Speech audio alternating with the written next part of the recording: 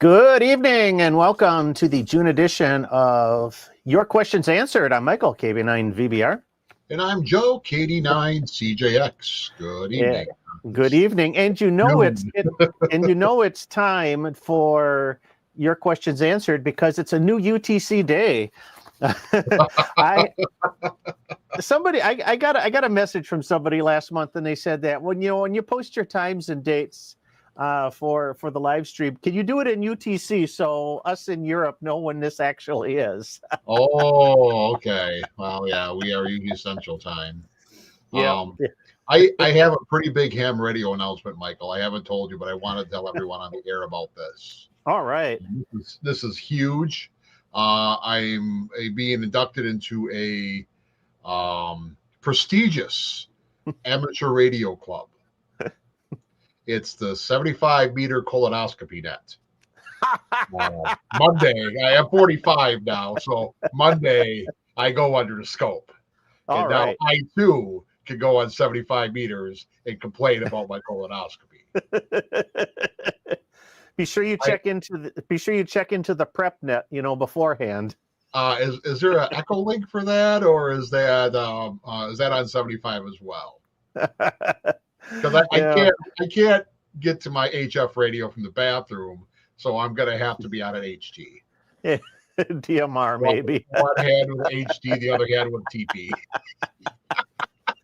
Oh, we need Baofeng TP for my Baofeng. We got a lot of people. I think the crap would probably help the Baofeng. Good night, everybody. It's been great. Yeah, just flush the Baofeng with everything else. Flatlander, hello. Yeah, John V5 JHN, and got people checking in all over the place. So Yep. Good. The room's filling up tonight. We got a really big show coming up. A lot of stuff happening in the month of June. So we'll be talking about Field Day. Our favorite ham radio holiday. And also there's a couple of activities going on. I'm going to be talking Museum Ships of the Air is coming up this weekend. We'll talk about that in a few minutes. Big news of that one. Not quite as big as my induction. Not quite as big as your induction. Or reduction, I guess. Man, a lot of people in here. It's really, it's going to be a good show. If you got ham radio questions, drop them into the chat. We'll try to get to as many of them as we can. I always love your questions. It's fun to kind of answer these things off the cuff. Usually if we can't figure out the answer, the hive mind here in the chats, the hive mind. The hive mind. The old before we had AI, we had the hive mind. It worked just as well. Yep, that's for sure. All right, I'm going to grab a question here quick. That we just saw one that popped up, and that's I'm not even sure how to pronounce that. So P1991. Is there any reason I shouldn't keep a POTA Performer or HF009? That's the new antenna I reviewed this last week. Type antenna somewhat permanently set up at home. And I think the big question about this would be the with the whip, the telescoping whip, because that's going to be the key element that is going to be affected by the weather. Right. So the good news is that you don't necessarily have to use the whip if you're going to set it up permanently, right? You could just substitute a piece of wire. There you go. For the HF009, a M8 bolt, why you used metric, I don't know, radiodity. The first thing when Michael said it uses a standard M8 bolt, I said that's not standard. But you could certainly just put a piece of wire in place of it and then secure it in there with a ring terminal and a M8 bolt. That would be perfectly fine. And then you could actually do some things with radials that are more permanent as well. I mean, the temporary radials that come in the package are, yeah, they're okay for setting up for a park, but if you're going to put it up permanently, then go all out. Yeah, no, that's true. And if you're using the telescoping whip, like with the performer antenna, maybe when you're not on the air, you retract it all the way just to keep it from wind damage or blowing over or filling up with water or something like that. Yeah. Might The not first be thing, the first time it blows over, it gets bent. It's done, right? I've had mine blow over a few times, but I've only broken one so far. One whip. That's And over 500 activations, only one broken antenna. one broken whip so far. So that's pretty good. It's an expensive lesson, but it's a pretty good a track record. So, but yeah, I guess I mean, I've left my Wolf River coil, like the Silver Bullet 1000, out for an entire winter. I didn't have any issues with it at all, corroding or anything of that nature. I put put the dielectric grease on the thread so that I could get it unscrewed again in the spring. Little things like that. And if you're worried about water intrusion, maybe when you're not using it, put a bagger or something else to keep the water out. But I think that would be, I think the key would be, just protecting the, whatever antenna you're using, if a portable antenna you're using, from water intrusion, and I think you'd be fine. Yeah, the whips are generally stainless steel, right? Mm-hmm. So that's gonna be resistant to corrosion. And then actually, if you take a look at it, the base of it, the threaded part, isn't stainless steel. That's usually brass. Mm-hmm. With like a brass sensor they put in it. And the reason is, if you've ever used stainless steel screws and stuff and they get marred up, it's cross threaded and you will not get it apart. No. So that's why they put the brass insert in there. But yeah, I would say that water wise is fine. It's just the wind and getting sand in there, and yeah, those are the kind of things I would worry about. Yep, that's for sure. Yeah. Is what we were talking about metric, as the ham radio tube guy points out. Amateur radio is metric, so why not use metric bolt sizes? Oh, because we landed on the moon. That's why. Oh, you took my punchline. Hey, I thought that was the answer for everything around here. Yeah. That's 43. There's two types of people. Two types of people: those that use the metric system and those that landed on and walked on the moon. So, pretty much. All right. So, yeah, just try to goes on. Minimizing costs, I think, is always good. When you're just starting out, and don't go extravagant. Simple wires sometimes, that might be all that's necessary. I've maybe, if you want to have a multi-band whip, use a wire and then just put links in it that you can connect or disconnect, and you can leave that thing out, rain or shine. Nobody's. Yeah, or a couple of dipoles or an end-fed antenna. You don't need to spend a lot of money on antennas. And they are good antennas. Yep. Right. Yeah. I mean, it's not an 80-foot tower with a beam, right? But nothing is. But they will work just fine. They've worked for 100 years and they'll continue to work. There you go. So yeah, you're welcome. Yeah. Oh, my dad says no one ever landed on the moon.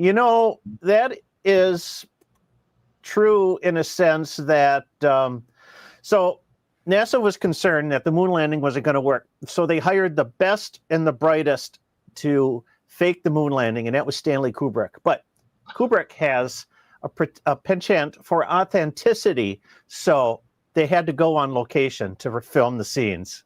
Oh, wow. And all the cutting room floor footage was made 2001: A Space Odyssey, right? That's right. All the extra stuff. Yeah, they Yeah, just used for the. we use a lot of that footage. Okay. All right. With that. Ba-dum-bum. Bump. um, and Chris is asking the suggestions for a decent portable radio that does not break the bank, and that's good. You know, if I'm assuming you're thinking maybe like portable HF radio, maybe or something of that nature. You know, you've probably invested in a handheld and maybe a mobile radio for the vehicle, and now you're looking for the next step. So, a very popular first HF rig is the Xiegu G90 because it's got a good price point, 20 watts output power, which isn't bad right now. We're at the top of the solar cycle, so you can do a lot with 20 watts. And you know what are they, like $450, give or take? So. Yeah. So last year they were doing $450, and you got the entire kit. Mm-hmm. Cooling fan, the stand, the D17 digital interface. It was like $450. I think with the tariffs now, it's just a radio for $450. Last I saw. Could be wrong on that, but check out Radioddity. So I think the two most practical radios that everyone's using for POTA are either the G90, or the FT891. 891, and that I haven't checked at what the prices are lately, but they've been coming in around 675, 680 in that neighborhood, which is a little more than what they used to go for. I mean, that's I don't $100 more than what they used to go for. I know I didn't pay. I know I paid under $600 for mine, but that's like 5-6 years ago. So. Yeah, it's been a while. That radio's got a lot of miles on it. Yeah. They're good rigs. I mean, don't get me wrong. It's a great, for a portable rig. It's a outstanding value for what it does. You know that, right. and the G90 to a degree too. It's excellent. For for a couple $100 less, instead of 100 watts, you get 20 watts, but you get a built-in tuner, and it's no slouch in its own regards. Right. Yeah. No, I have a G90. I used to have a 891. I've used that one pretty extensively, and I think for a person just starting out right now at the top of the solar cycle, G90 is a no-brainer. It's a really easy radio to use. Yeah. The 891 is good. It's a good radio. It's menu hell. If you want to change settings, you got to know what you're doing. The G90 definitely is simplified. It doesn't have all the options that the 891 has, but it's simple. So. Yep. Yeah. The only thing I would caution, if you're looking to buy, to save some money, and you're buying an inexpensive portable radio, is you might think of going the QRP route. And I typically tell people, if you're buying your first HF rig, for whatnot, don't go QRP, especially if you're just kind of starting out and you're looking to save a few bucks, because what I've seen is a lot of people start with QRP, because it sounds like a lot of fun, and it is a lot of fun. It absolutely is a lot of fun, but unless you've got a little bit of experience in how the bands, the propagation, and you've got the patience to handle the 5-watt output power, it's going to be an exercise in frustration. Yeah. A lot of people get a lot of new hams get a QRP rig, and 6 months later it's for sale. Right. So you got to know what you're going. Like right now, that's not a bad idea, because it's like shooting fish in a barrel some days, right? Yeah. But when times are rough, QRP is a challenge. Oh yeah. Right? Even for veterans like Michael. So you got to understand that. But even now that most QRP rigs are in that same price range to start. Yeah. Oh, yeah. You're not saving any money. You're not saving any money by buying one right now. No, that's for sure. So, yeah, 891 is not a beginner's rig. You know, I think it's good. It's a good starter. It really isn't that. Once you kind of read the instructions, watch a couple videos, you'll get on the air no problem with the 891. Yeah, I mean, the 891 is by no means a contest radio or super high great receive or anything like that. It's got an okay receive. It's well built and it's rugged and it's not very big for 100 watts. No, and it's that's got a big for sure. screen. It's got a big screen on it too. So it's got a beautiful screen. Right, but I mean, receiver wise, just run of the mill. Yeah. HRO's got them for $629. That must be the Hamvention special. So that's a really good. That's a really good deal. So, all right. Well, let's keep the questions coming while we're waiting for a few more to come in. I was going to talk about some events that are coming up, and one that is going to be a lot of fun happening this weekend is Museum Ships on the Air. This is getting bigger and bigger every year. I saw the list of ships that are going to be activated this weekend, and you could spend all weekend and you probably won't get them all. I think I heard that there is going to be 100. Right now, there's 102 vessels registered, and there could be more because that was like a couple days ago. Okay. But it starts 0-100. I'll pull up the screen here. Let's see.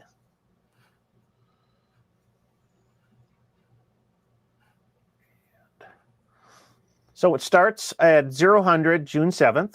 So I guess that would be Friday, 7 o'clock. Yep. And it runs till 2359 June 8th. So, which actually should be June 9th. June 8th. June 8th. Yeah. So it's all day Saturday. Is all day Friday night, all day Saturday, all day Sunday. Okay. It's sponsored by It should be I understand. So it's Saturday and Sunday this year. Okay. Yep. Sponsored by the Battleship New Jersey Amateur Radio Club or Amateur Radio Station. But if you go to their site, nj2bb.org, you can just see 103 ships. Look at all of these. And you know what's cool is when I got my first HF rig, you know, we're talking about budget HF rigs. My first HF rig was a ICOM IC 718. They still make them. This is like 20 some years ago. Just I bought it down. Beetles, they're still made. Yep, they're still made. They're still made. I bought it down at AES in Milwaukee, and I wanted to get on the air right away, so I got a mag mount and a 40-meter ham stick. And I plugged the radio, the transceiver into the car's battery, slapped that ham stick on the roof, and a couple of my first HF contacts with that new rig were it was Museum Ships Weekend, and it was a couple of ships. It was the I don't see it listed here, but it was the submarine in Chicago, Illinois. I think it's U-590 something. It's the one that captured German U-boat that's at the Museum of Science and Industry down in Chicago. Okay. And then the second one was the USS Cobia in Manitowoc. Yeah. Which is not too far from our hometown. And about 2.5 hours or so, give or take. A little over a 2-hour drive. And the Cobia is a really cool submarine. It's a World War II it's a World War II US sub, Gato class.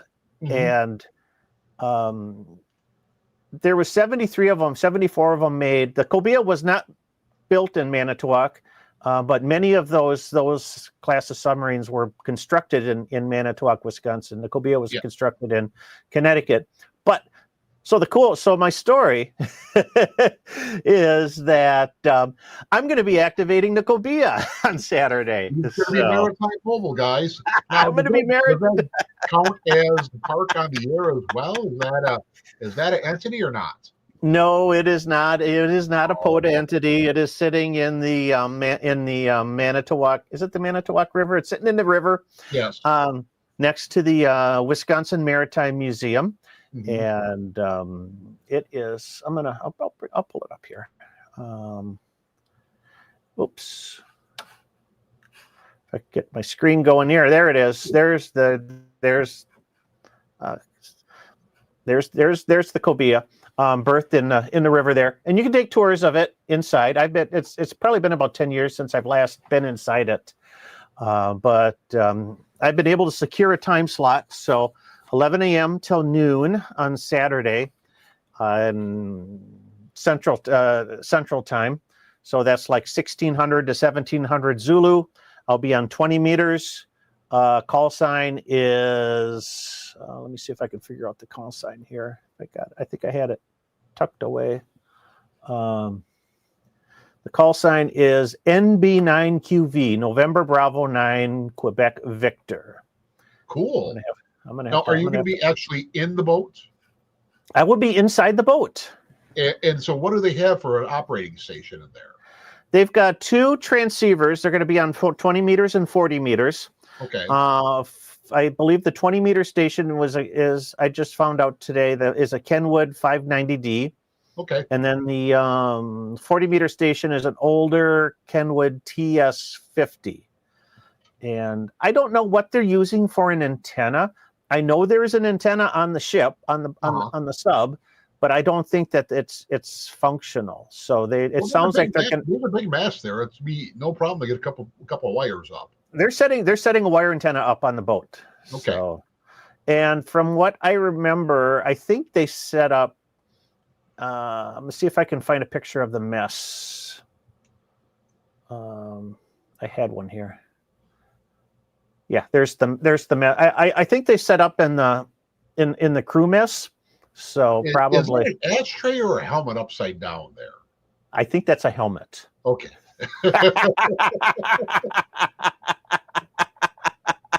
Flashbacks McDonald's in 1985. Go on. So we'll be inside the boat itself. They said don't expect cell signals. No.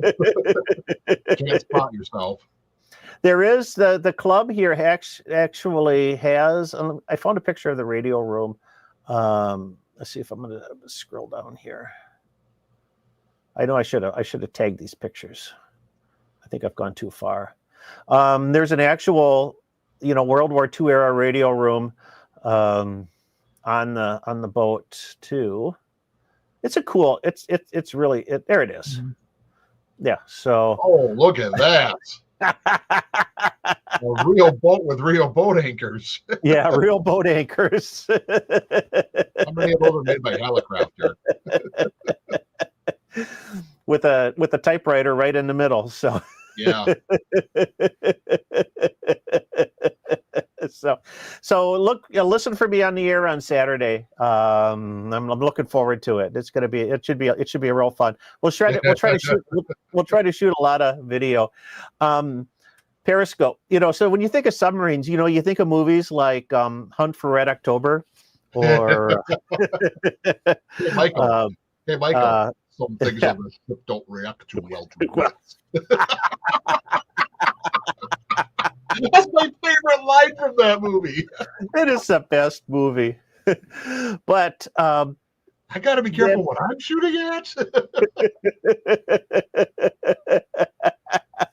I've been told that these diesel boats with these diesel boats, the movie that has a more accurate representation of them is that Kelsey Grammer flick, Down Periscope.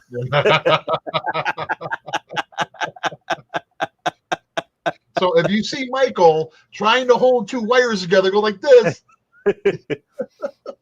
Yep.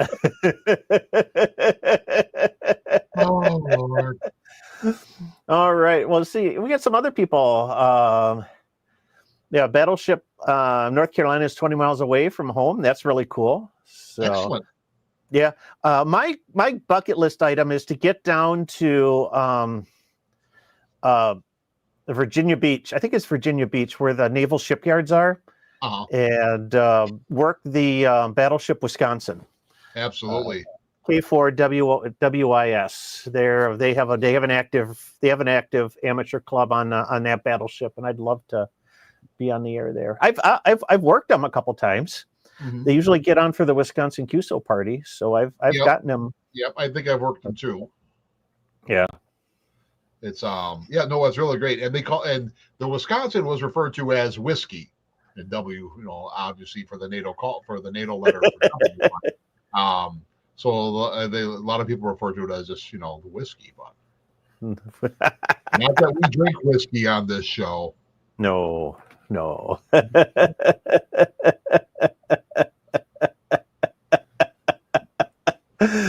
One ping only. One ping only. Oh, here we go, Todd. I figured somebody from the area would show up. Helps with the Friday setup. We run wires from the conning tower forward and aft. So, cool. Cool. No, it'll be interesting. Yeah, definitely get some footage on that. I want to see how it goes. Yep. I'll be stuck at a repeater site Saturday, so I won't be able to live stream for obvious reasons. Like I said, there's no cell service inside the sub, but I'll record the. I'll set the camera up so we can record the whole thing, and we'll shoot lots of video of the event, and it's gonna be neat. And no, there are no nuclear vessels. Nuclear vessels.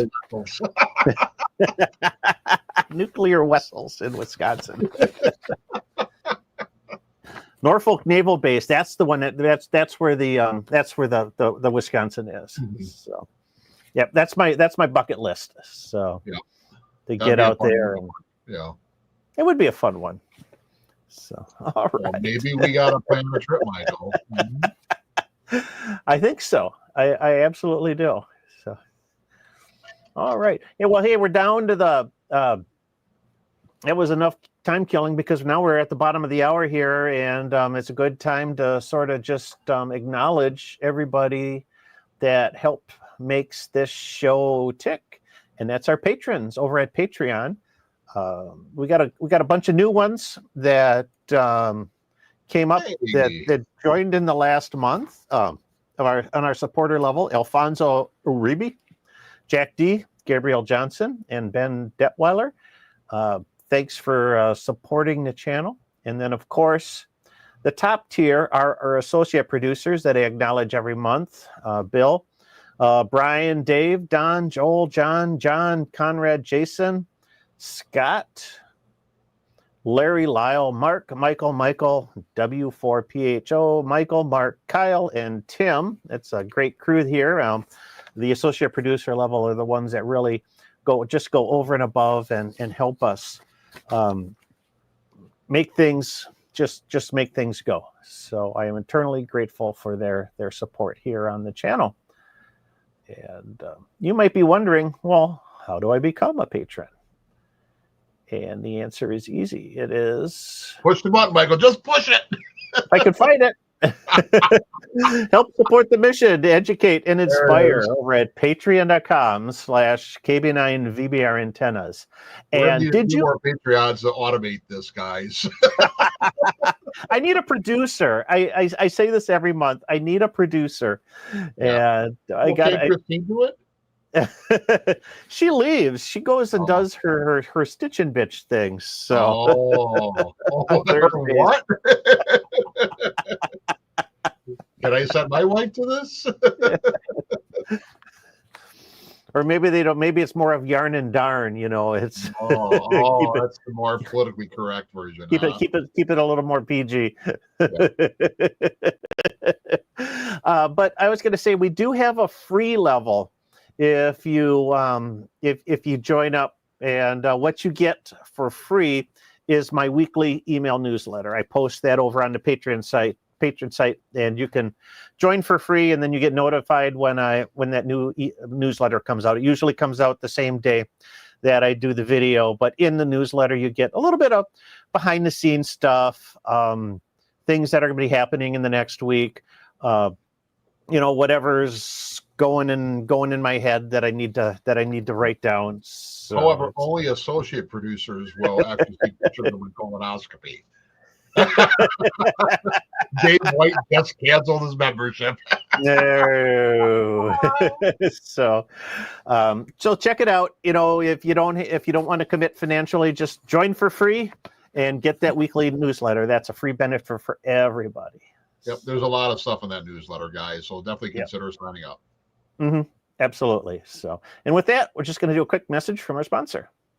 KB9 VBR antennas are simple, effective, and affordable VHF and UHF antennas for amateur radio, MURS, public safety, and GMRS. Made in the USA with quality parts. Get yours online at jpole-antenna.com. All right, we're back. Perfect. So. Yes. Absolutely. Okay.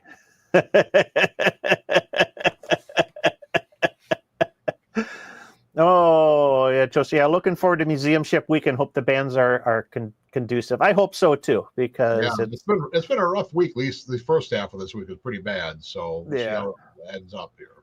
They're shaping up. Yesterday wasn't half bad. Today was looking decent. So I haven't heard anything in the grapevine about another big eruption or anything from the suns. So I'm gonna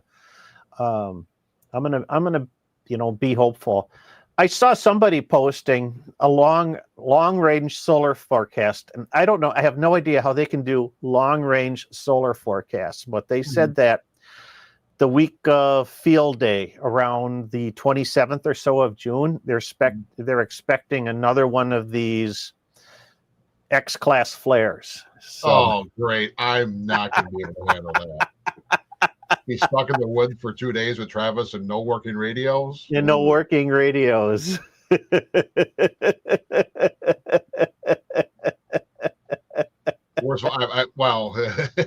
Full disclosure, I'm at Travis's site this year. Michael's got his own site at the park, and oh boy, we're gonna. We'll be talking about field day in a few minutes. So we're gonna need more booze. I don't know. Yeah. The good thing though is even though HF has been in the dumper, 6 meters has been wide open this week. It's just been, I've seen tons of activity, and I haven't been able to get out because I've been busy with other stuff, but I've seen tons of activity and tons of spots. So it's a lot of e-skip going on, which is really cool. The sad thing is I took my 6 meter antenna down about 4 months ago, and I haven't gotten it back up yet. So it's like, right now it opens up and I don't have a 6 meter antenna. Great. Of course. We have to get that. I got to get my Moxon out, my 6 meter Moxon, and get that running again. I'll bring it out. Hopefully I can bring it out to field day. We'll talk about if the band's open, we could get some 6 meter contacts. Yeah. Since last year was sort of a bust, but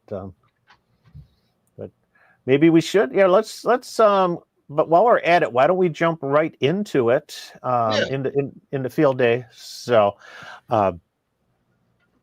everyone's favorite ham radio holidays coming up, and I'm just going to pull up. Is it really my favorite, Michael? Are you including me in this?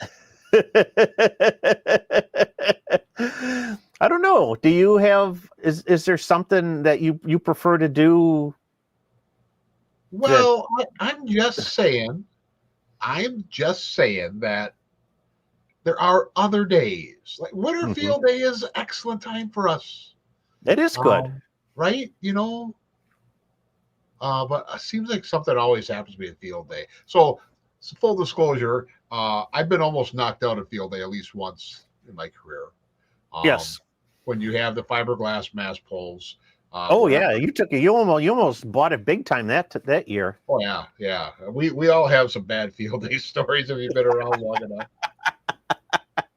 Like we used to put up a 30-foot tower with a tri-band antenna on it, and I was the anchor guy. Why? I'm Joey Bag of Donuts here, guys. I'm the anchor. Um, and yeah, there was like one time the ground was muddy, and it like I needed cleats because I was holding on for dear life until we got that thing up.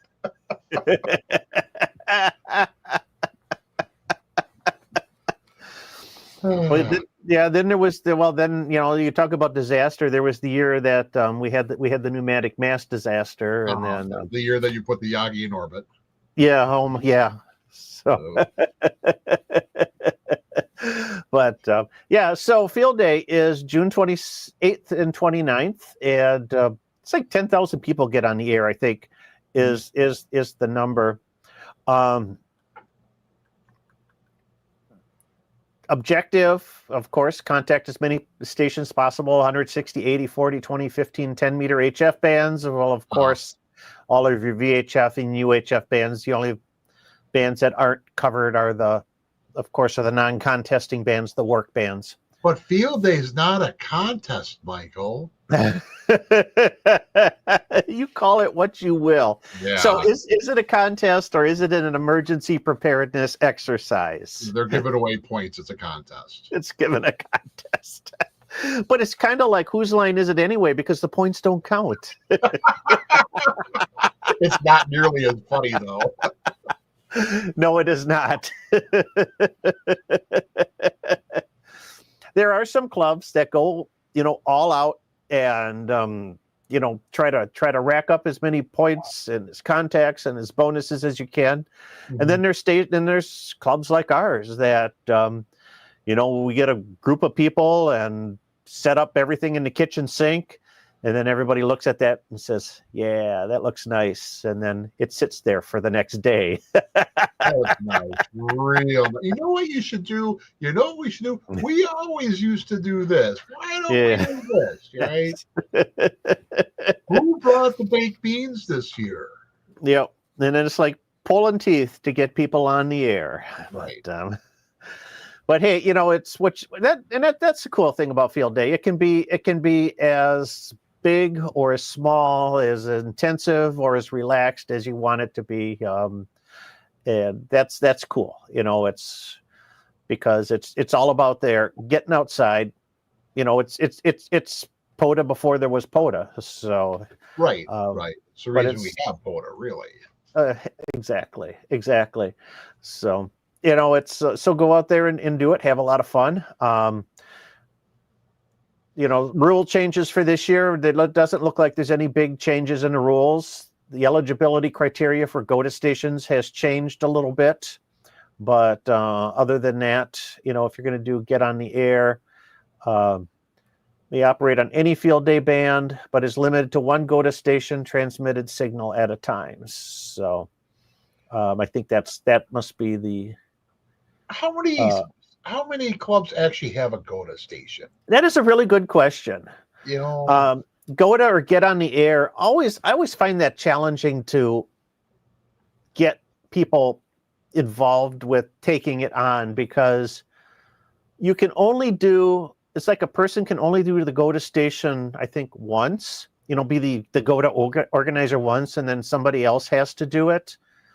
Yeah. And which I always found kind of challenging, because nobody wants to, once you get through the people that, feel, want to do that, then it just kind of just sits fallow.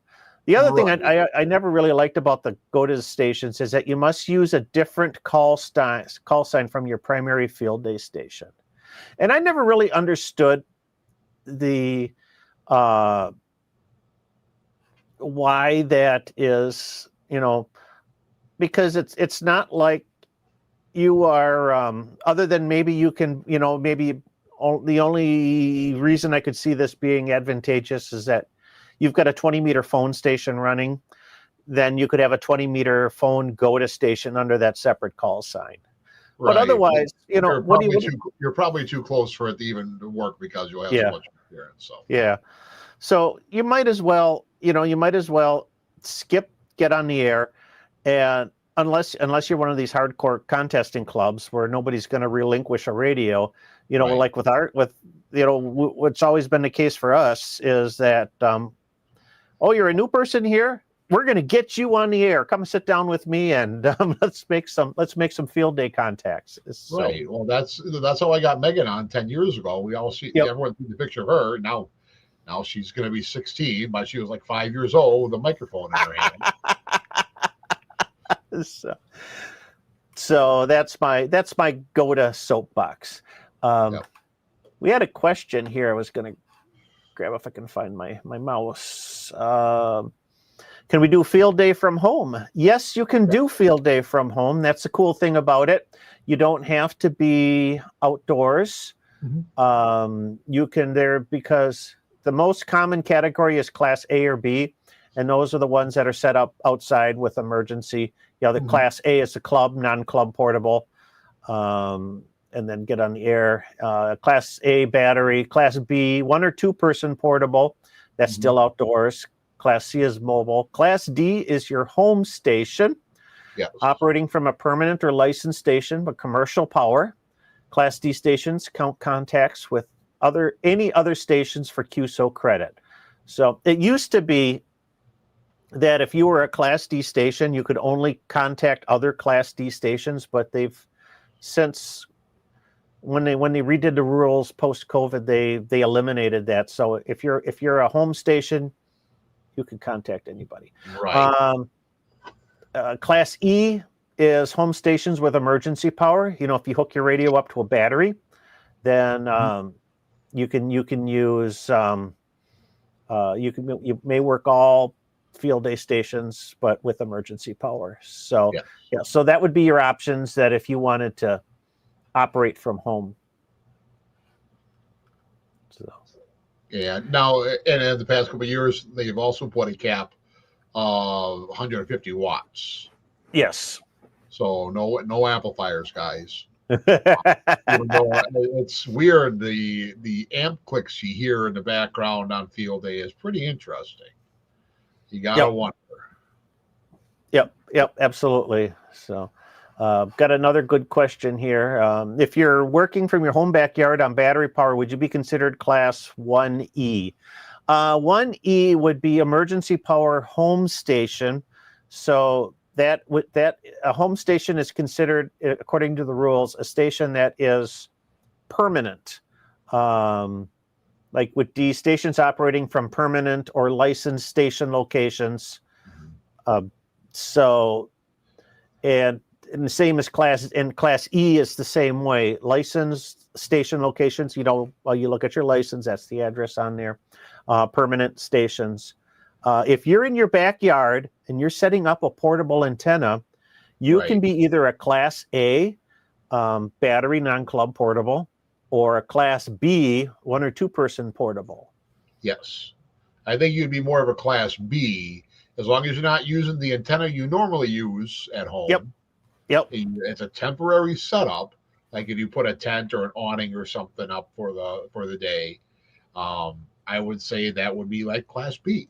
And so if it's only Class A, you can have as many people operating as you want. Even if you only got one transceiver, you could have operators, cycle in and cycle out. Class B, 1 or 2 person portable. So typically a single transceiver with battery power with 1 or 2 people. Think of it as like your traditional POTA or SOTA type stations.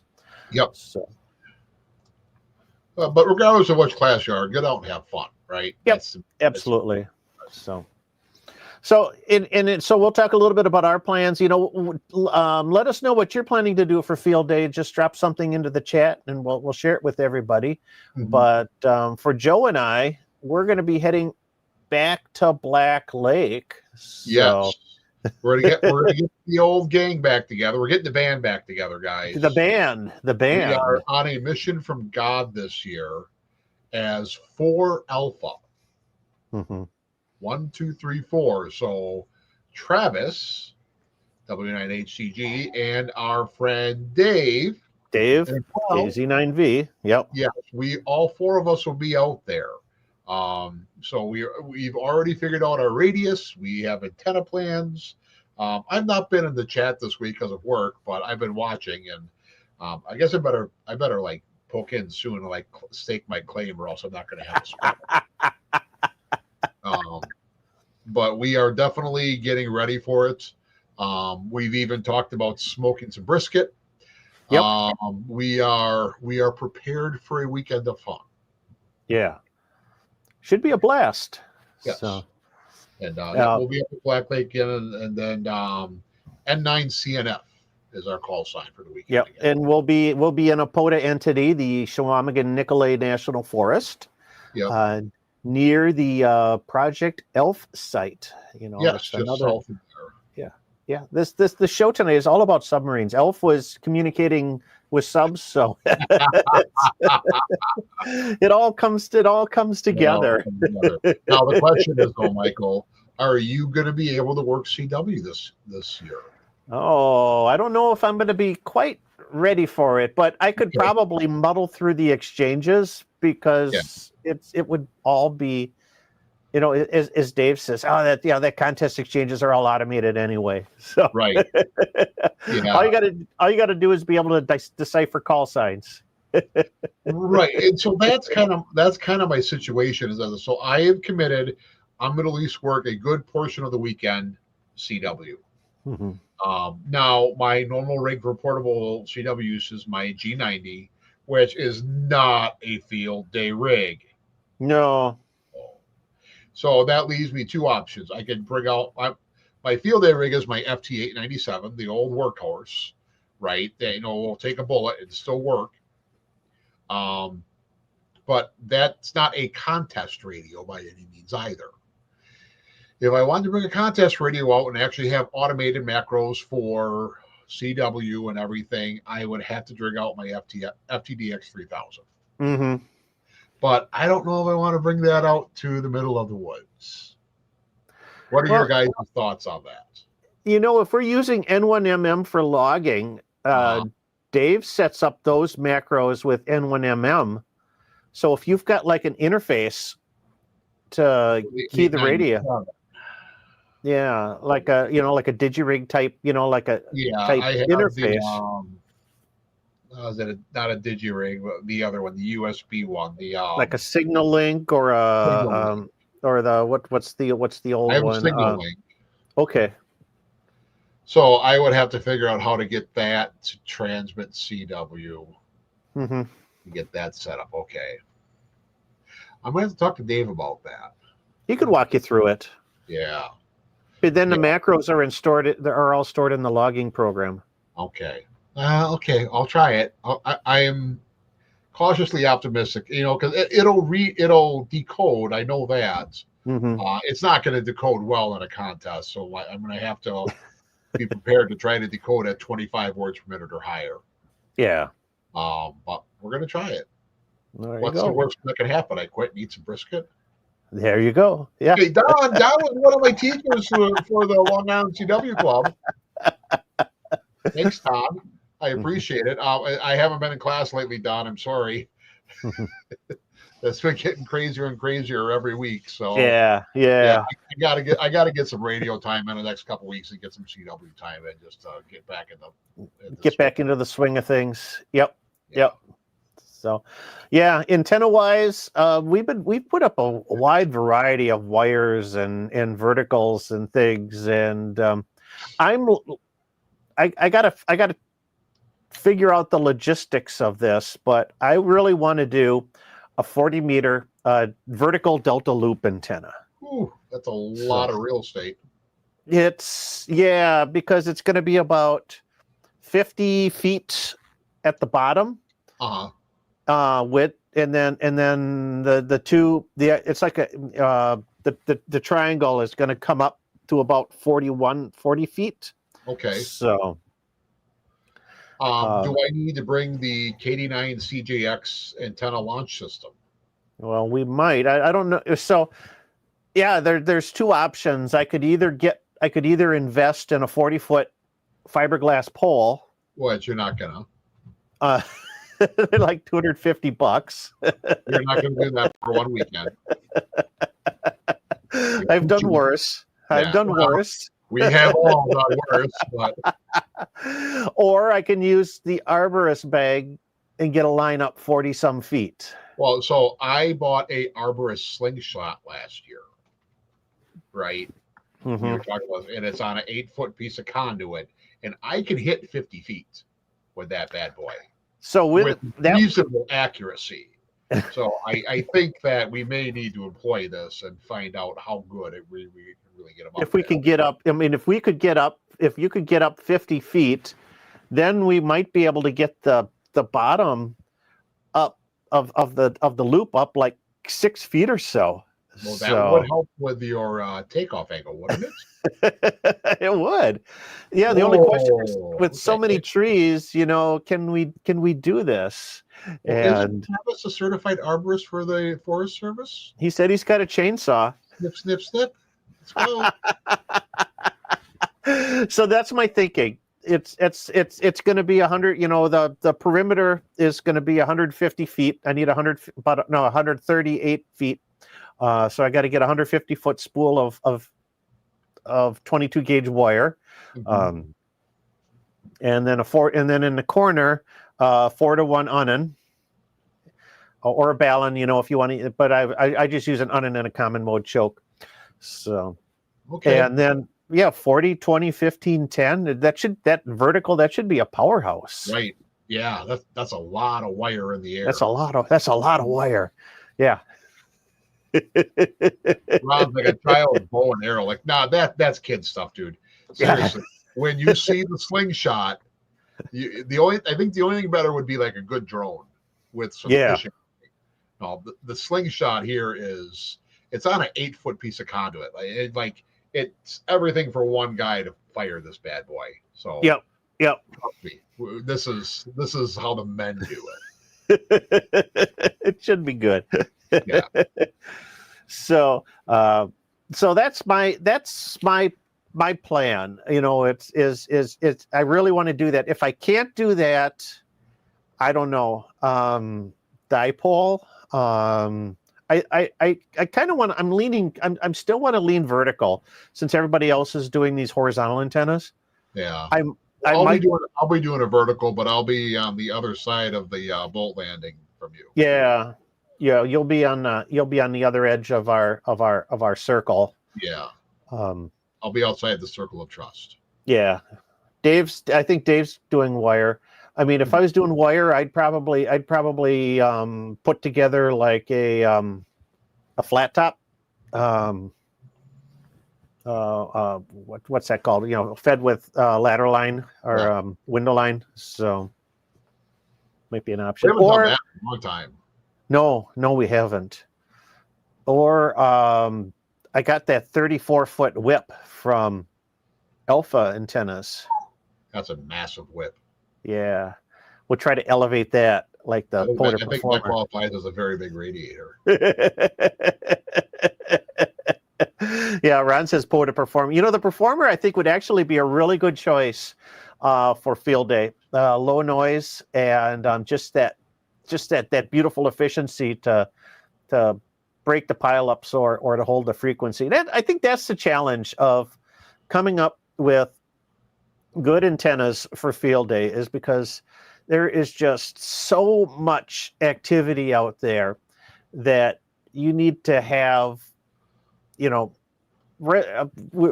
resonant antennas. Typically are the best choices.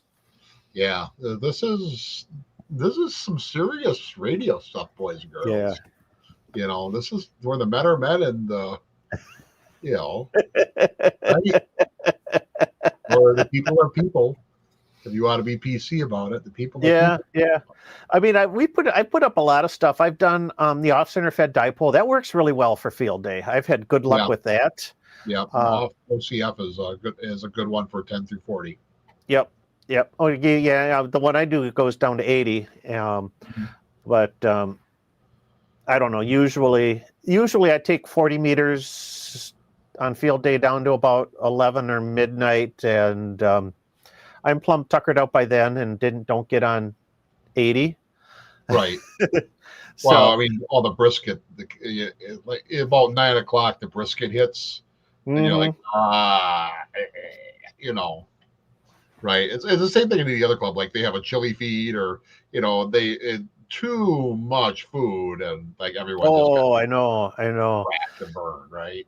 Yeah. Last year we did that 43-foot vertical wire with a remote with the tuner at the base. Mhm. And I had pretty good luck with that on like 20 meters. But the problem I ran into with that antenna is it became a DX antenna on 40. So I was like hitting people way, like South Texas, California in the daytime on 40 Ah, meters. right, right. But you couldn't hit anyone within 100 miles or 500 miles. So Yeah. So that was, I mean, it was a great antenna if I was putting out a big signal, but it was just boom, just like right, over everybody that I really wanted to hit. yeah. So, 1 year we put the GLG special up, was like a 283-foot Delta loop. yep, Uh, that was a lot of wire in the air, and yeah, that thing really worked. We had her down to 160 for a while, even. Yep, yep, 160, yeah. and we really had fun with that. But that's a lot of wire to get up in a short amount of time. So That was a full wave loop, yes, and I think that it's takes a 75 or 80 meter full wave loop, but yeah, it's the length is not a resonance. It's not resonant on any one band. So no, you feed it with a ladder line, and it hmm works perfectly. with the tuner. Yep, Yep. yeah, which is that's but that's a lot of wire. That takes a lot of planning, to have Yeah. your support structures. So, Right. And we could have done it better. I mean, mhm. there was some rough spots there. So Yep. The good old inverted V, it's that is a great choice for field day antennas. Just a simple dipole, get it up high, um, and you'll rock with it. yeah. Mhm.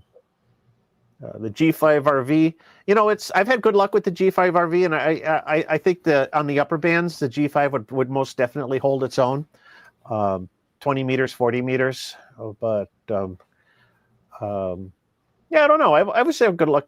I've always had good luck breaking pileups with my G5RV, so I Right. think that would be P5 is a good one. Exactly. yeah, yeah, Um, any full wave vertical 20 meters up is a good idea. If you can get a 40-meter dipole, a 75-meter dipole, even, yeah. those are another good ones. Simple antennas are key. There, Mhm. don't overthink it. You don't need a tower. No, Um, yeah, 80-meter end-fed half wave is we've run that a couple of years for winter field day, and that's always done yep, really well for us. So exactly. yeah. So here's a good question. What percentage of the wavelength would you hang for an end-fed half wave above ground to get it to NVIS? I believe it is 1/10 of a wavelength is ideal. So if you think 80-meter NVIS, a full wave is 3,600 feet. So Yeah. So no, to get it NVIS, lower is better, right? lower is better. Right. Yeah, If you one don't tenth want of a that one of tenth, a wavelength. So a quarter wave. No, yeah. So okay. So 80 for the 80-meter band, a half wave is 130 feet. So a full wave would be 260 feet. So 1/10 of 260 feet would be 26 3 feet. feet. 3 feet. 1/10 of 260 feet? Yeah. No, it'd be Or wait, 26. no, 26 feet. You're Yeah, right. I'm mathing too hard. that's it. 20, yeah. So which is really crazy because if you think about it, just about everybody's wire dipoles on the lower bands, 40, 80 meters, they're Yep. pretty much already rigged for for NVIS, Right. 20, 30 feet. You gotta get a wire antenna 40, 50 feet in the air or more for 40 and 80 meters to really get it to get above this, right? Yeah. That's the problem with the long wire antennas. Yeah, absolutely. So 1/10 of a wavelength is the typical rule for NVIS. So think about 26 feet for the 80-meter band, 13 its feet most for the optimal height. I mean, you can run at 15 feet above the ground and it'll work on this pretty well. Oh, but absolutely. Wavelength is about where is a sweet spot. Yep, absolutely. Since we're talking NVIS, passive wire radiator 1 foot off the ground. I've seen just laying a wire underneath that a tuned wire underneath your dipole. It helps, sort of focus that that NVIS property, makes it even more of a cloud burner. Yeah. No, everyone's throwing up a cloud burner for field day. That's when you get on that night sometimes. Yep. Yeah. So good, but that's a good strategy to think about, to get those, especially if you're in an area, where you can get a lot of sections within, maybe 300 miles or so. NVIS propagation might be good for that. East Coast antenna, especially when you get, there's 10 states or 20 sections right around your area. West Coast, if you're in California, you want vertical, you want to get range. East Coast, that's a really popular one. Yep. Now NVIS doesn't work on the upper bands, 20, 15, or 10 meters, so just be aware of that. It just it favors in the near vertical incident skywave propagation, favors the low bands, 40 meters and below, not so much. And really, you're not going to get any kind of NVIS property with 20 meters and above. Maybe if you're down in the Caribbean near the equator, you might see some NVIS activity. But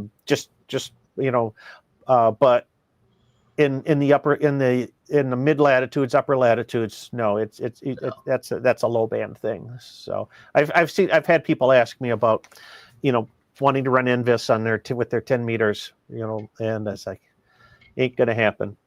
It's NVIS is definitely 40, 80 meters nighttime. But if you get a 40-meter vertical, if you get 43 feet of wire straight up, well, actually, I mean 43. You're looking at about 33, 34 feet vertical. Then you can run a 40-meter vertical, and that in itself can be a game changer to get some points. Yep. Not points matter. No. Yeah.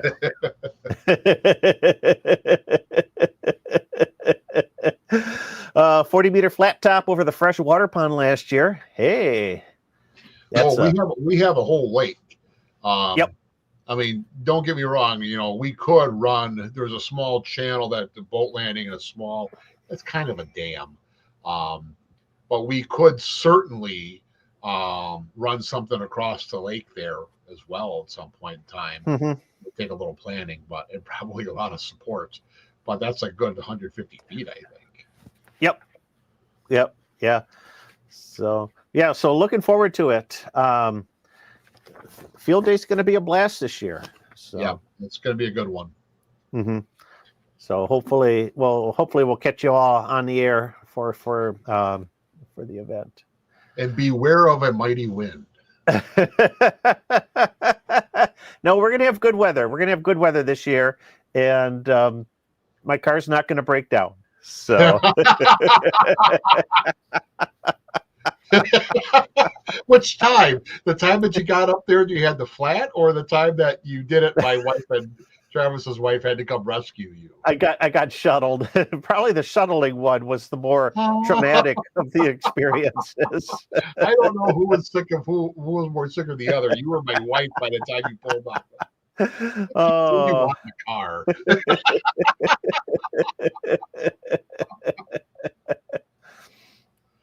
All right. Ronald's got a really good question here. About to take his license here in Canada, and when I pass and get licensed, can I operate if I visit in the U.S.? If my family decides to move to the U.S., do I need to retake the exam? Good questions. So to answer your first one, you can operate in the U.S. There is a reciprocal agreement between the U.S. and Canada. You would.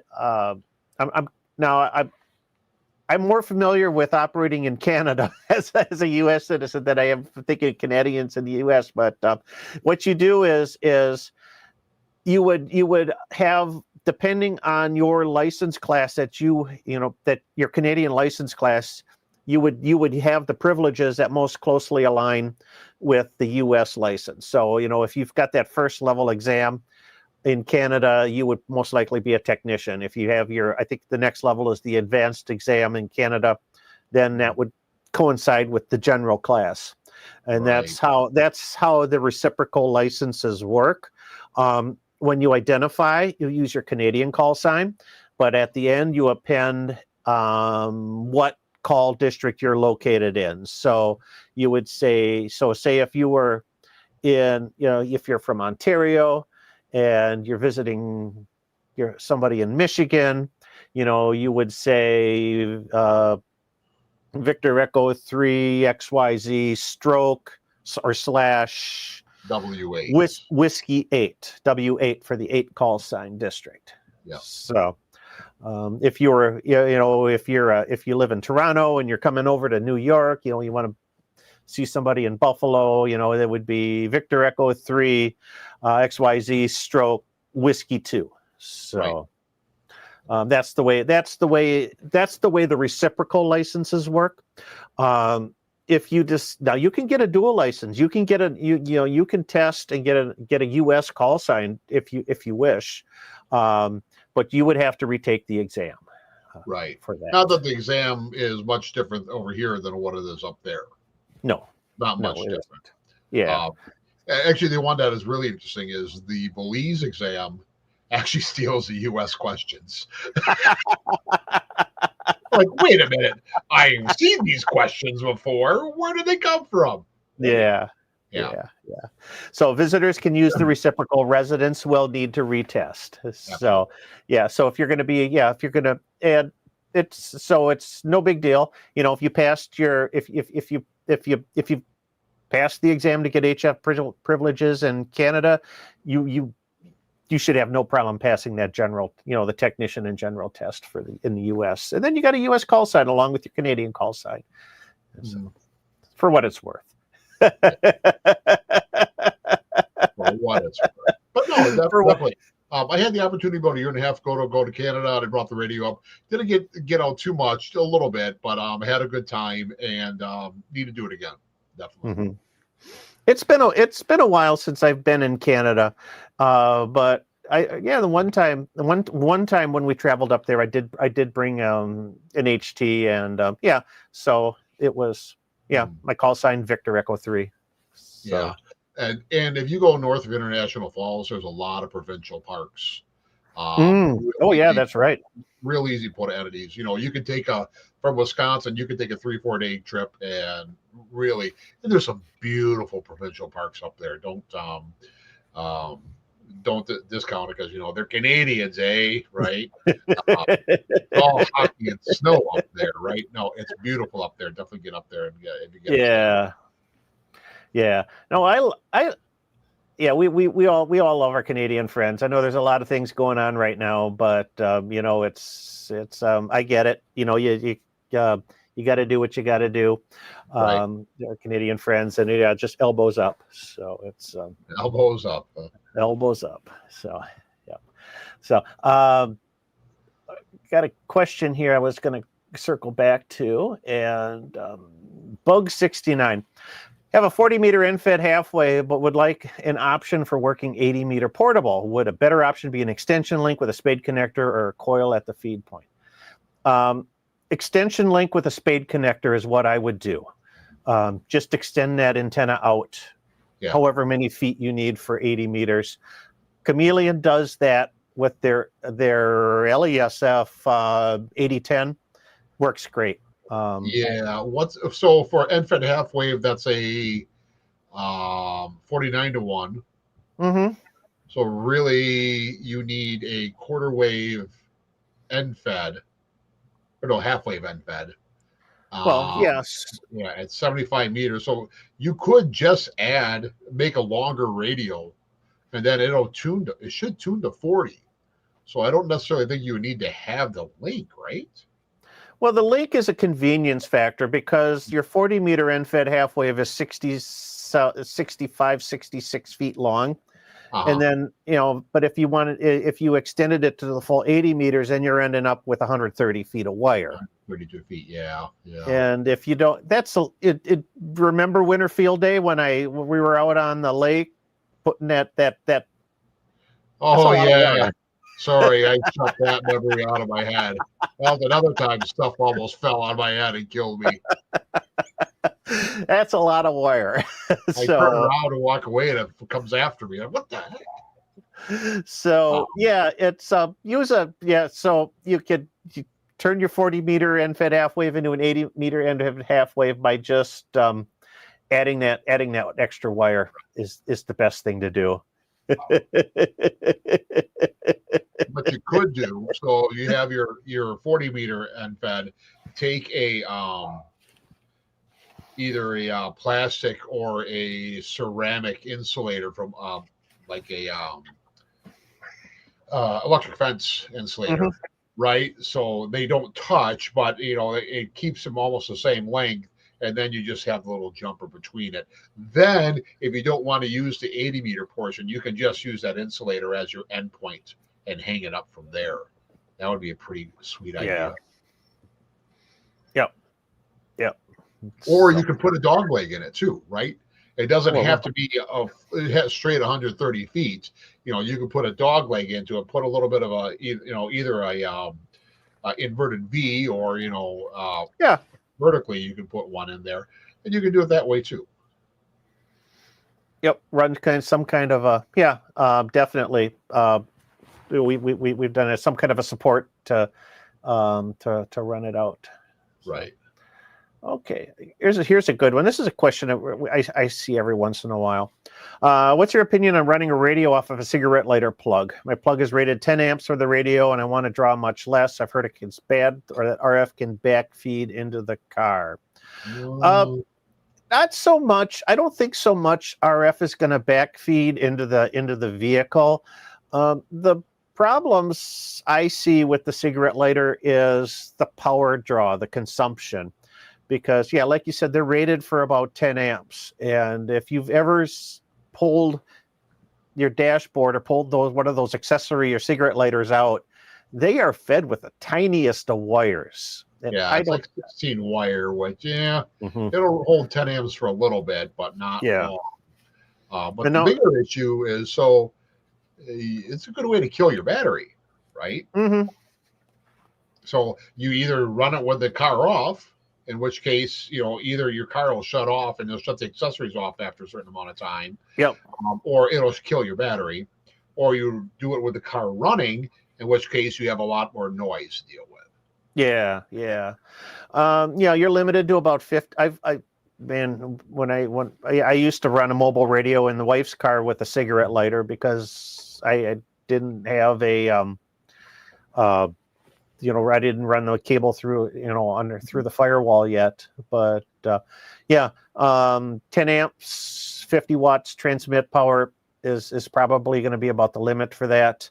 Right. I don't know if new vehicles are more sensitive to RF than the older ones are. I haven't really experienced that. So no, I don't think necessarily. The big issue is the pumps and the ABS and all that other stuff. Yeah. It puts out so much hash. And now you got Bluetooth and the Wi-Fi and the cellular, right? And everything makes noise. So I turned on my truck and then I see my noise level jump to S7. Right? It's no fun. Yeah. I've done, like I said, the accessory plug with the VHF FM, where noise is much less of an issue, but HF, it's feed it with a battery and then you don't have to, or do it the proper way with a running wire from the firewall. Right. If it's for an actual mobile radio, every car has a route, right? Mm-hmm. Like one vehicle, there's a little grommet for my Explorer had a little grommet for the windshield wiper sprayer in the back, but it was behind the glove box, and you could sneak some cables through there. On my half-ton Chevy, I actually come through a boot, and I think it's the boot for oh no. There's a big box under right by the brake pedal. Yep. And there's cables come through there, and then there's a boot, and I just kind of slipped it through the boot under the big connection box where all the wire harnesses come in there, and that's where my power is. That's what I ended up doing with my Outback. Is I found the boot with a big cable harness, and I just I got the cable into that boot behind the glove box, and and that worked well. But man, I wouldn't want to drill a hole in today's cars. No, don't go drill a hole. Look for a boot. Look for something. Yeah. Remember, everything comes out. The glove boxes come out. If you get under the dash, some of those panels come off. You remember my Escape, Michael? Yep. Oh yeah. I'm sorry. That was like the golden one. It actually had a spare grommet. Oh yeah. Really accessible, and it took like 30 seconds to get through it. It was a piece of cake. And then I've seen some that have been just a nightmare to hear about. But there's always something, right? That's like when I had my Crown Vic. I mean, there was a hole this big that you could Oh, push right, because wire Crown through. Vics are made for that. They're made to have 5 radios. Like if you have a Crown Victoria and you don't have a couple radios in it, there's something wrong with you. There's something wrong with you, yeah. So, let's see. Yeah, we got some comments here. 2020 F-150 horrible to get good at. Yeah, it's fuel pumps is usually the culprit on a lot of modern vehicles, especially trucks. Yeah. It's funny. I can be sitting in a park with the HF on, and I can hear like a Dodge truck with the Cummins diesel coming from like a half a mile away. Terrible. Yeah, diesel are terrible with low plugs and everything in there. Just yeah. I guess it can miss with the the BCM if you have electrical work done. It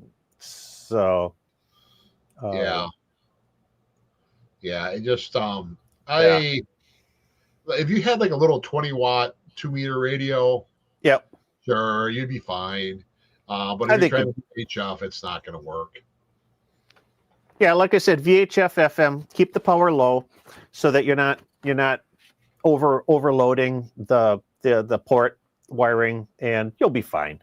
Yeah. So I've done that. I've done that with a lot of vehicles to throw a quick radio in there. So. Yeah, and for what LiFePro batteries are going for now, if you're doing HF, just go buy a LiFePro battery, and then you won't kill your vehicle battery. Well, you shouldn't kill your vehicle battery.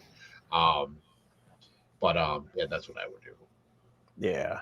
Speaking of which, is there a way to nullify the fuel pump noise? Yeah, it's called get an EV. Oh. Not really. Brute force. Are just a lot, ferrites on the pump, but now we're talking, getting to the pump, which is dropping the gas tank. What do you do? Drop the gas tank, or are you going to cut a hole in the floorboard under the back seat, right? The choice is yours. Choose wisely. Yeah. It's not a good way. So the other thing you got to do is you got to bond everything if you're going to run HF mobile, right? You have to bond your exhaust, which you would think you don't have to do until you realize that your exhaust pipe is actually insulated from most of the vehicle because you have rubber bushings that shake, so you don't actually have a metal connection until you get up to the motor. So that actually adds capacitance to the entire car. So you actually have to put little bonding straps towards the rear of the vehicle for your exhaust. You need to put bonding straps on your deck lid, on your hood lid. There's a lot of things, and even still, you're going to be chasing that HF or that noise bunny for a long time. Yep. Um, Yep. So it's not an easy thing to do. But guys who do it, by the time you figure out all of it, you get it good, then you sell the car, right? Ain't that the case? Yeah. Well, the note's up on that. I paid it off, so I got to go buy a new one, right? Yeah. Jeez. There's a website on HF Mobiling, and I can't find it. But it has tons and tons of information on mobile installations and how to get rid of some of that noise and whatnot. So I'll have to find it for next month. So toroids,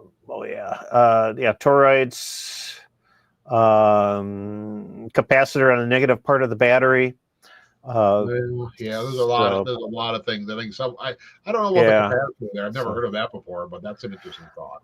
Yeah, so think about with some of this stuff, the guys that do high-end audio would probably be able to help you on alternators. Ooh, yeah, the alternator noise can be a really bad one. The noise blankers are really good on modern rigs. So, all right, something we were going to talk about, and I just got reminded here, but any update on the POTA campout in October? And actually, there was I think we have an extra campsite. There was a cancellation, wasn't there? There was, but it got picked up really, really quick. So our just to clue everybody in, our Wisconsin ham radio campout is coming up October 3rd through the 5th. It's just 5 months away. It's getting closer, and we're going to be at Buckhorn State Park near Necedah, Wisconsin. That's in the Central Sands, the south central part of the state. Beautiful, beautiful place to be. And I'm going to pull up the reservations here. See if you can kind of. All right. So Buckhorn State Park, and it's kind of it's on a peninsula in the Wisconsin River on the Castle Rock flowage. So just to kind of near and to give you sort of a heading of where we are. There are a couple spots open yet. If you're interested in our campout, we've got a campsite here. Ooh, and that's a hot one.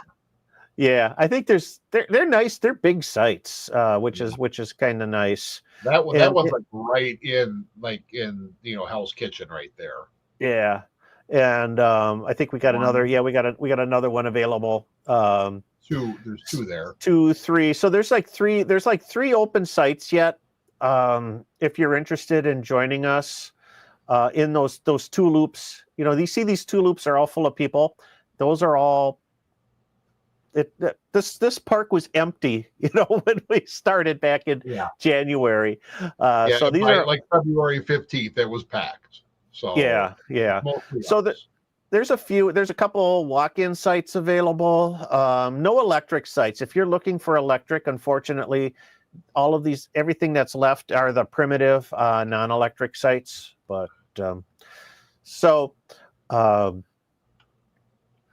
that's pretty much what we've got for updates right now. If you're unsure if you're going to be able to attend and you've got a site already reserved, please release the reservation. Cancel the reservation. You'll get your money back, less the reservation fee. But then that opens the site up for somebody else. Right. Even though there's a couple sites open, in a few weeks, those will fill up too, especially as we get closer to the event. Those will probably fill up tonight because now we said something about them. So. Mm-hmm. Yep. So that is probably for planning events. I don't really have a whole lot of. Let's see if I can. I'm just going to see if I can find the mailing list here. But I don't really have a whole lot of the itinerary or anything of that nature. No, we'll Put probably to, plan that the day before. yeah, usually that stuff gets set up about within about the last month or so before we do the actual event. Like we've done last year, we'll probably have a couple of on Saturday, a couple of little small introduction to Parks on the Air type sessions or things of that nature, so people can kind of interface. Friday typically is meal on your own, maybe just a small group campfire, something like that. Saturday we have a bigger potluck with everybody, depending on how many people we get. I don't know, maybe we'll have to reserve a shelter or something this year if we get if this group is so big, but otherwise we just hang around the fire and have a really good time. Mm-hmm. Let's see if I can. Someone brings like buffalo trays. I don't remember what that was. Some people are coming in on Thursday night and are looking for some dinner options. There are a couple. The nice thing about this being on the Castle Rock flowage, there's a lot of establishments located all the way around the lake there. So I'm pretty sure we can find a bar that has something that good to eat. So okay. If you want to find out more about the event, what I recommend you do is, I'm just going to pop this down into our, okay.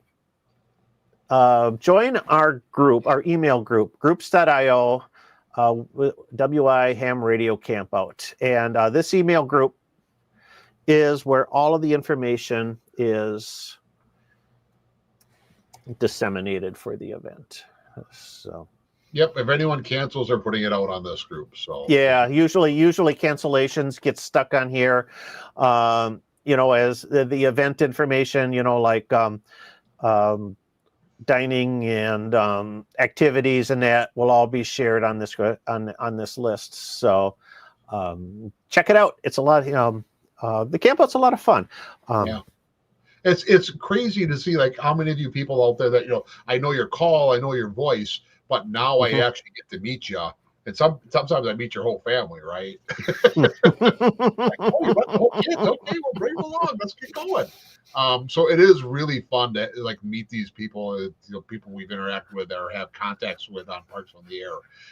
So if you got a chance, you're in the Wisconsin area. Heck, we had people from all over the U.S. last year. So yeah, we've had people come as far south as New Orleans. They brought some great food.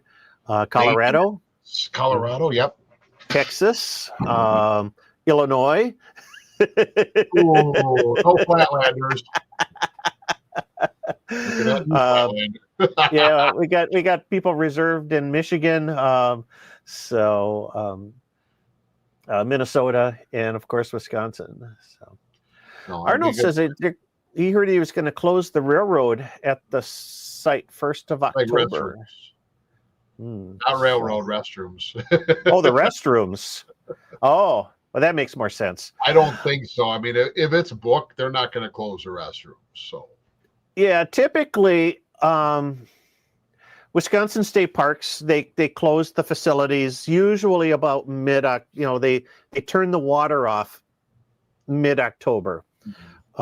And that's why we moved our event to the first weekend in October, so that we can still get the flush toilets and showers. Right. But by the second or the third week, it gets, the likelihood of them closing, turning the water off becomes higher and higher, and especially in the northern part of the state than they do in the southern part of the state. Yeah. I've been to parks in southern Wisconsin the end of October, and the showers are still running. But we've camped up in the Northern Highlands, and by October 6th, they turn the water off. Yeah, So, after the first week in October up north, Yeah. they shut them off. Yeah. Because it gets frosty up there real quick. So, it's something to consider. Yeah, I'm confident they'll keep the water on at Buckhorn through at least the first weekend in October, and even if they shut the water off, you can get there's pumps, so you can pump water. You can get fresh water from the contact station. There's always a spigot there, and the vault toilets are open all year. I mean, I've camped at Buckhorn the end of November, and oh yeah, a couple years ago it was still really warm. Yeah. The vault toilets are open still. So yeah, you can't plug up a vault toilet. I tried. Yeah. So. Travis will also attest to that. So yeah, it sounds like Buffalo Trace, Bullet, and Four Roses. Hey, you know about this event, so I don't know. There's a lot of things are said there that I have no recollection of. So we'll be talking about the camp out in the coming months as more and more as we lead up to it. But I guess so. If you're interested, join the email group. If you've got a reservation and you can't attend, cancel the reservation. Those are the two key items right now for the event. Absolutely, yeah. So. No, but it's going to be a great time. If you have a chance to get out there, please come out and join us. Even if you don't get out of the air much or you're a little hesitant, just come out and have fun, hang out with us. We'll have a good time. Yeah, come in for if you're local, come in for the day. So it'll be a blast. We've always had fun. So, all right. Geez Louise, we've been talking like crazy here. Yeah. I wanted to kind of share this with people because there's a lot of different ways in which you can log your Parks on the Air contacts. There's of course pen and paper, but if you're the more technically inclined, Hammers, Polo, and my favorite logging program, SmartLogger. And I've just found out that SmartLogger has got a few new features that make it even more useful. So, really? Yeah, I kind of wanted to share these.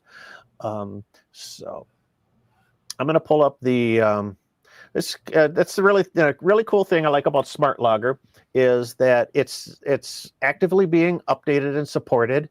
The guys over in Italy, the developers, are really cool. We've chatted a few times, and they've got a Discord server that they're doing a great job with supporting the program and getting fixing things and adding new features. So right away I'm seeing there's an extra icon down there that I haven't seen on mine yet.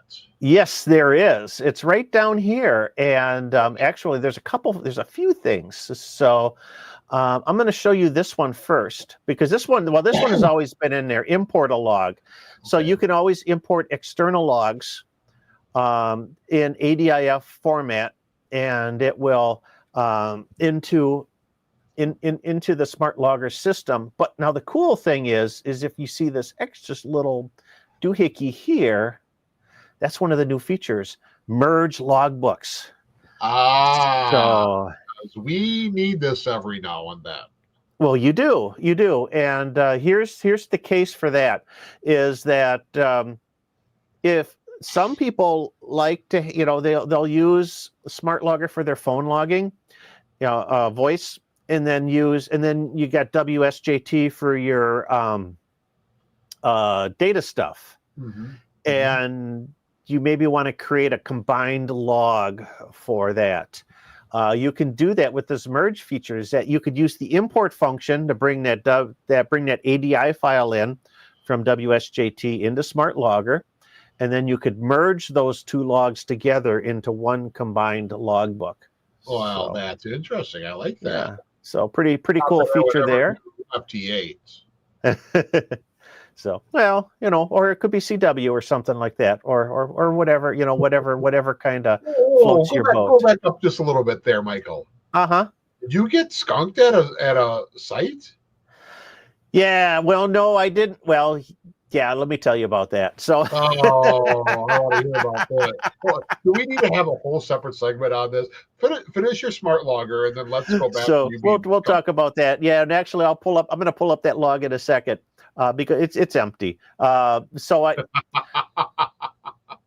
this is the second new feature is a search feature. This is a global search across all logbooks. And I've been waiting for them to get this done is because if you want to find out how many times you've contacted a person, and I got a guy that this is a person that this is a call sign that I knew I wanted to look up because he sent me a card and I wanted to find out how many times we connected. It will search, and in my 9 logbooks, it finds this person 9 times.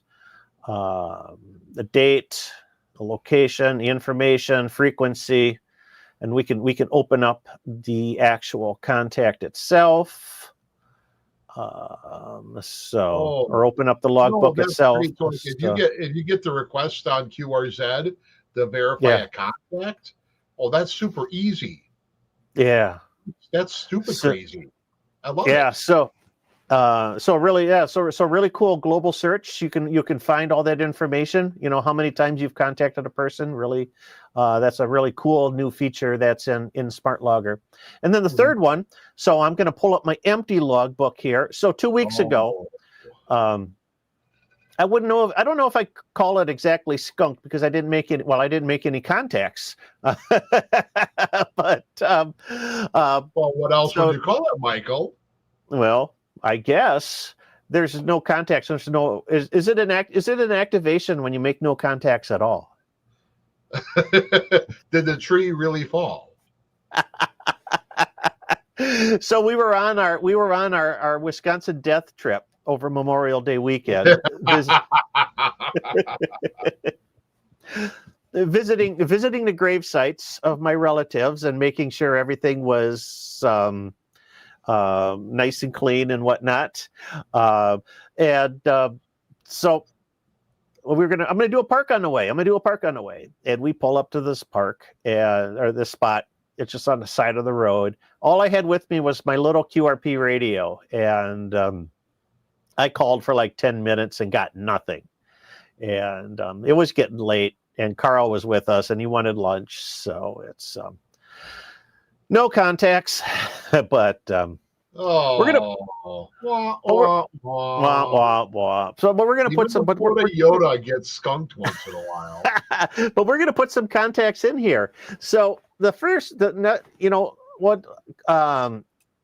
you've always been able to do since the beginning is if you get a park to park and you got multiple parks, you can always put in, multiples like et cetera, and then it duplicates and creates two records. Mm-hmm. You can do that with call signs now. So you get a standby for second operator. Oh, really? Yeah. So I can go. I love this. I can go K1 ABC, and I can hit comma K2 ABC, comma K9 ABC. Look at that. Oh, geez, really? And then I hit enter, and then let's make it more fun. And then so we got US 1442, US 1447. 2 parks, 3 operators, 2 parks. Boop. Created 6 QSOLs, 3 call signs, 2 parks. Look at that. So that's stupid. Ain't that cool? Oh, come on. I mean, that's just feeding into everyone who does the pass the mic stuff. But I'm game. All right. I tell you. So, really cool. So, I love it. It always gets better and better. And SmartLogger, if you're on the internet, everything is synced to the cloud. So, I'm on my streaming computer here, but these are all of my logs from my logging computer because they're all synced to the cloud. Right. Or if you forget your laptop and you use your phone. Yeah, but if I got no internet signal, it runs great offline. It doesn't matter, and then it just syncs when it reconnects. Beautiful, beautiful program. So that's at SmartLogger.app, and you can you don't download it. You just install it as a browser instance, and you're good to go. So yeah, no, it's really a game changer for POTA. Yeah. Consider it. Yep. So, all right. So, okay, man, we've been going through so much stuff. We're getting towards the end here. So, let's see if we got any questions yet we need to do before we do the rest.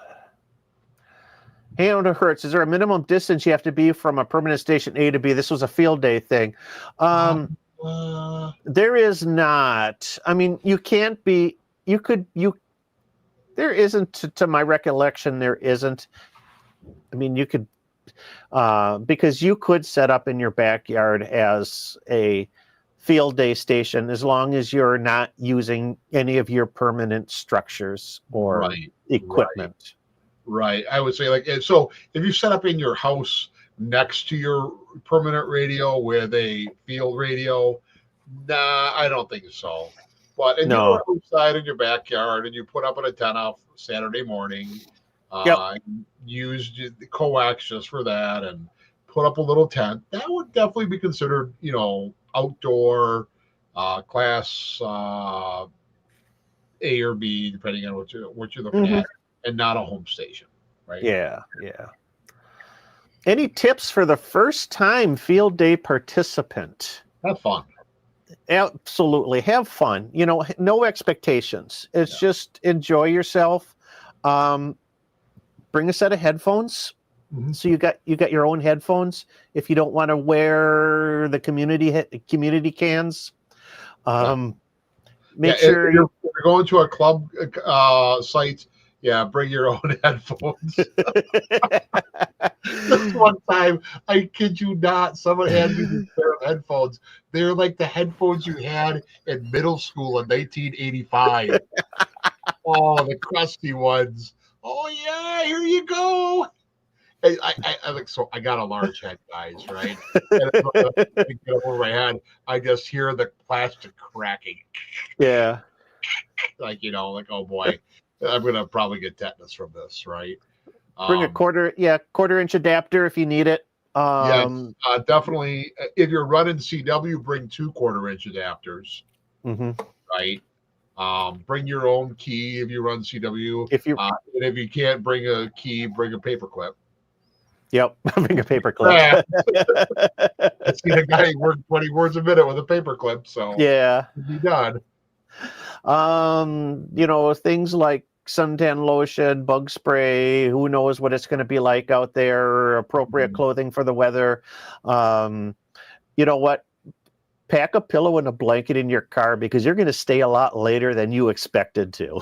Oh my God. So like the first or second field day experience. We had this guy. He's a great guy, but he doesn't get out. He doesn't get a chance to get on the air much. And at about 7 o'clock, he sat down at a radio. And we talk about, everyone sets up with it. Hey, look at the radios, do whatever works them. He sat down at a radio at 7 o'clock. We had to pull him away from the radio at 10 o'clock the next morning. He had worked like 15 hours straight. We had to peel him off the radio and send him home. He was just done.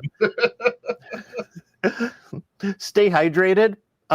Bring water, liquids. Right. Pen and a pad of paper, notebook. It's funny how, because even though you're using computers to log, sometimes having scrap paper and a pen with you is helpful in copying call signs, especially if you've never heard, if this is if your first time on HF and you don't, you're not used to the cacophony of what field day is on the air. Yeah, a pen and paper. Bring a pen and paper with you, because invariably you're not going to be able to find scrap paper at the field day site. Yeah. Um, Bring an appetite. bring a hat. Yeah. Yeah. Bring an appetite, because usually there's food. Yep. And don't worry if you're a first timer. Don't worry if you don't have a dish to pass. There will be plenty. Yep. There'll be plenty of stories. Or if you want to be the, if you want to be the the real mensch, you bring a box of donuts. Yeah. That's not a bad idea, Michael. Especially if you're like the setup crew. Bring some donuts. Yeah, right? Bring some donuts. Yeah. Everybody loves donuts. Bring some wet wipes. Absolutely. Yeah, bring those. Bring a roll of toilet paper. Yeah. Yeah. So it's someone's gonna be thankful you brought toilet paper. Trust me. Oh yeah. Yeah.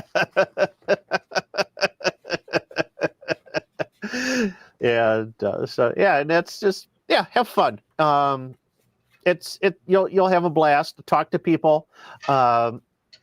Meet people. You're gonna meet a lot of different people. The field day brings out it's just like everyone. It's a ham radio homecoming. So the old timers are going to drop in at the field day site. See what the kids are up to these days and things like that. And you'll learn more in the few hours you've had at field day than you will at any ham radio crash prep class you've ever taken. Yeah. I remember this one time, Adrian, God rest his soul. He's passed now, but he was like 80 years old. Adrian, what are you doing? I'm setting up a spider beam antenna. Where did you get that, Adrian?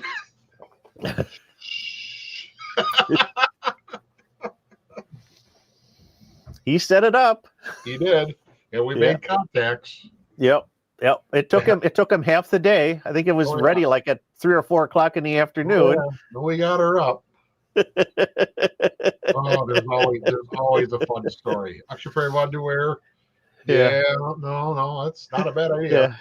Yeah. Hey, Brent's here, so it's so you know what? Everyone's got a camera now on their phone, but take pictures, have fun, enjoy the memories. You're gonna meet new people. So if you got social media, make sure you get them on social media and have fun. That's the biggest thing, is just get out there and have fun. People will help you with that mobile install. How many mobiles? 20 people will come over to your car and tell you what you need to do. There have been field days where we've drilled holes in people's cars at field day.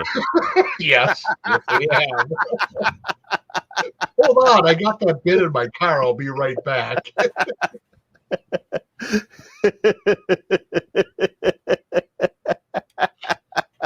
Yep. So, you know what? Turn it into a ham fest. Fill your trunk full of stuff you want to get rid of. Yeah. And when the new guys come, give some to them. Give some to them. I'm looking at you, Nathan. So Nathan and his brother came over to the shack the other day. They came over twice. They did not leave empty-handed.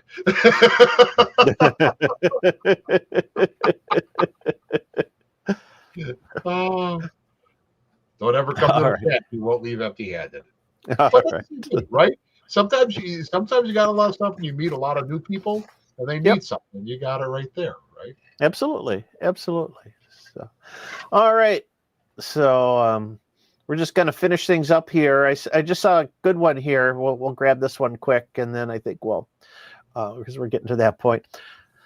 VE3QJ tried to run several low profile antennas, magnetic loops, ham sticks in my backyard, and nothing seems to work. Is it even possible to have a null that large? Oh.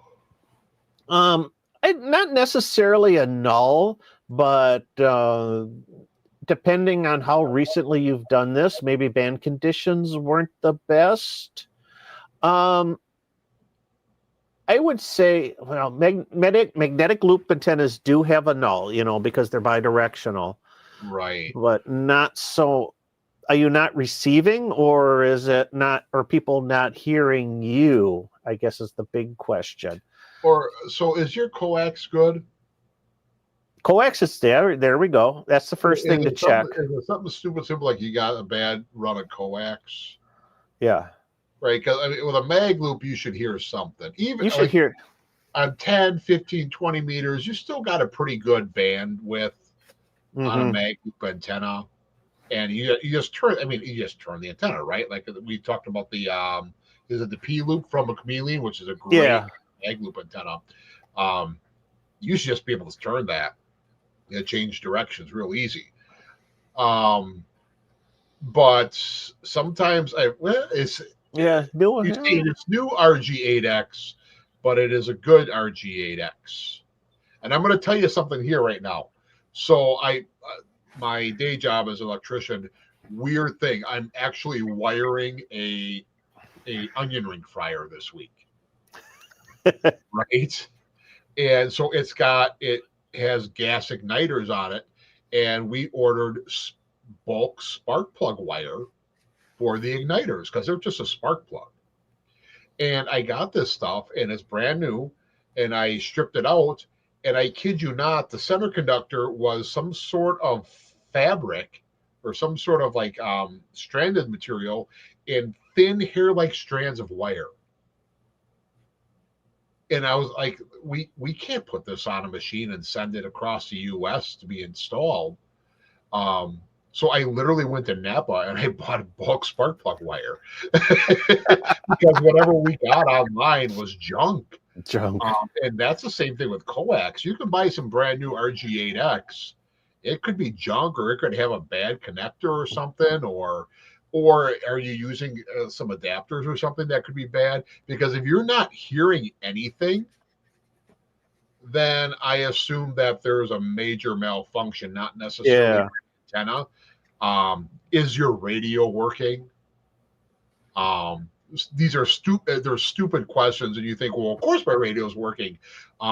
Another good example: I bought a radio off of QRZ. Michael knows the story very well. Mhm. It's my 897. I brought it out to Winter Field Day, and it was just terrible. And like I spent a lot of money on an 897, paid way more than I should have. Mm-hmm.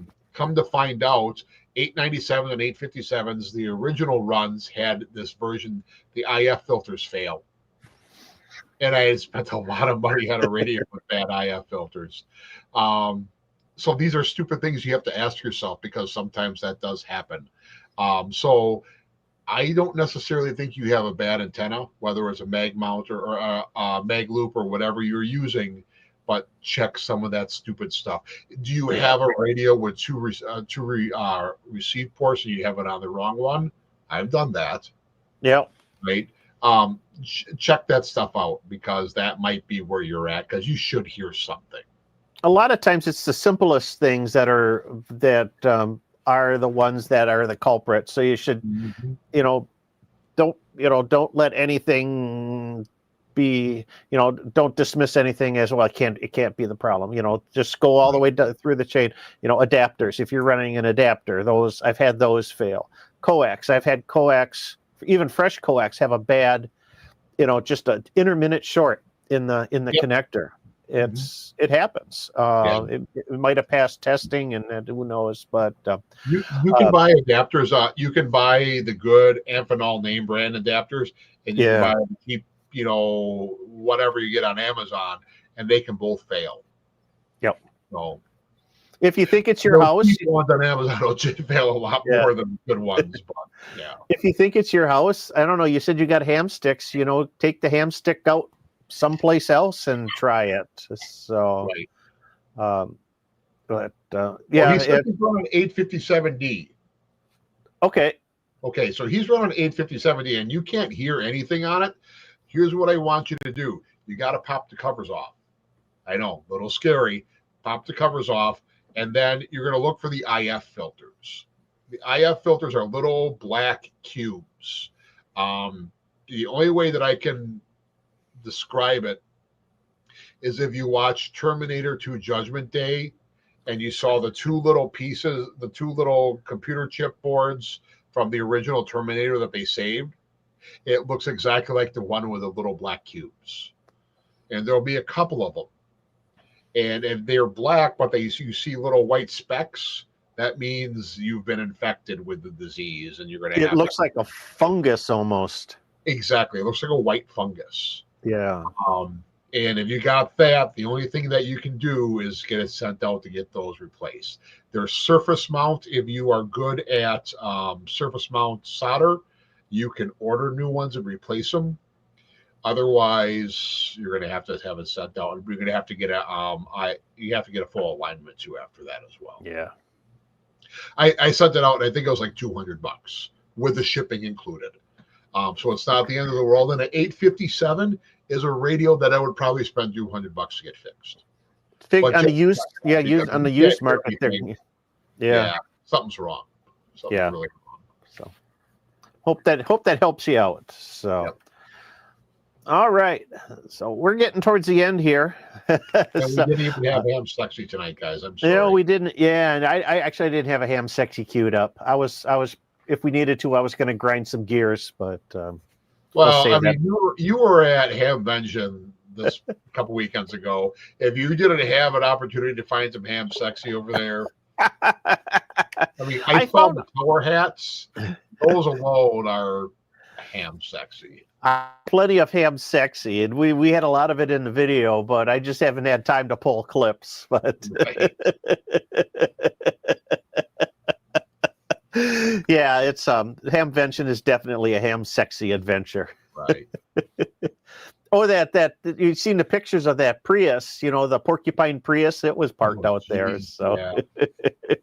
Porcupine Prius. Yeah. So, all right. Well, like I said, we got a lot of stuff coming up in June. So just to recap, catch me on the air this Saturday. I'm going to be on USS Cobia from 11 a.m. to noon, 20 meters central. That's 11 a.m. Central Time on 20 meters. And Monday night, I'll be on 75 meters talking about my colonoscopy. Yep, we're gonna hear Joe's colonoscopy on the colonoscopy net. Or if you're really interested, 20-meter slow scan TV. Yeah. No.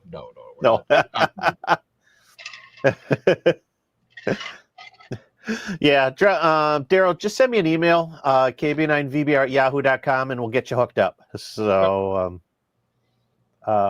let's see. Call sign for the Cobia is, I think it was NR. Oh goodness gracious, I don't remember anymore. Hold on. We got it here on the list. I can find it. NB9QV. So NB9. And I know that they're using like DX Summit for spotting. So look for me then. Otherwise, field day's coming up the end of the month, and then our next live stream will be on Thursday, July 3rd, 7:00 p.m. So right before Independence Day.